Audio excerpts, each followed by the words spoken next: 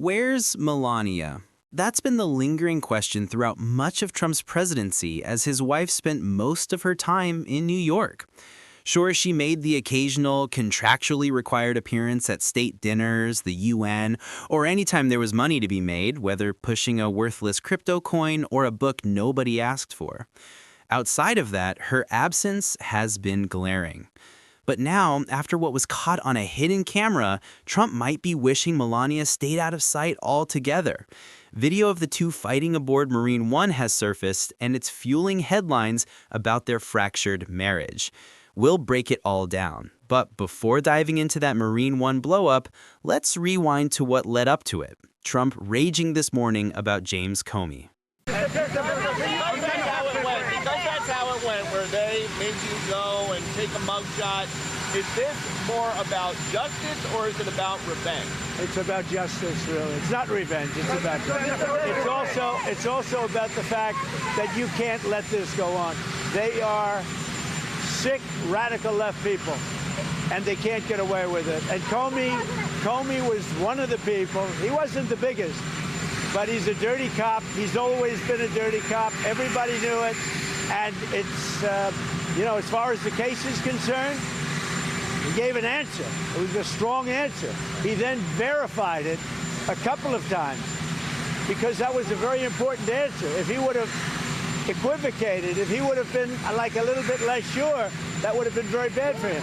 So he gave an answer. The only problem is for him, he didn't think it'd be caught, and he got caught, Peter.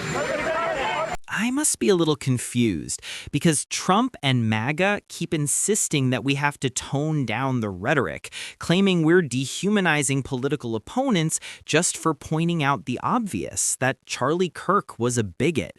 He openly despised people who looked different from him and never hid it. But apparently it's perfectly fine for Trump to call the sick radical left subhuman and smear James Comey as less than human. That kind of attack is acceptable. Yet when we say that a man who openly declared empathy shouldn't exist might not be worthy of our empathy, suddenly it's a national crisis. This is exactly why I refuse to play this game, where the right demands apologies or blames us for political violence, even as Trump himself laughs at it, excuses it, and actively encourages it.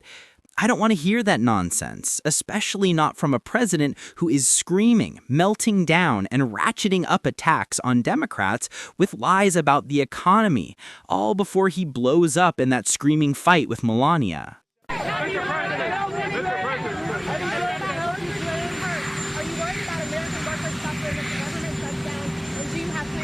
Well, we're going to see, but the radical left Democrats want to shut it down. I mean, it's up to them. We have a great economy going. You saw the numbers yesterday. They're fantastic. The economy's doing well. Prices are down. We have virtually no inflation. Everything's going good. We're respected by every nation in the world. And you know what happened?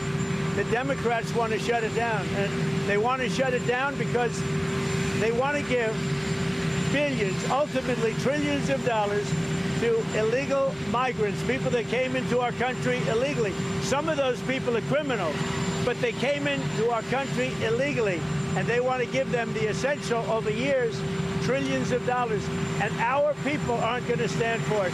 They also want to have open borders. They want to have men and women's sports. They want to have transgender for everybody. These people are crazy, the Democrats. So if it has to shut down, it'll have to shut down. But they're the ones that are shutting down. What reality does Donald Trump live in? Does he honestly believe he won the most sweeping mandate in history, a blowout election that handed him both chambers of Congress? Or is he forever stuck in his favorite role? Poor little baby Donald, the victim. Everyone's so mean to me. Which is it, Donald? Because let's be clear, Democrats aren't the ones shutting down the government. Democrats aren't the ones responsible for your disastrous tariffs, which are really just a hidden tax on working Americans. Democrats didn't saddle the country with your failed policies. So what exactly are we guilty of? You still trying to claim this is Joe Biden's economy?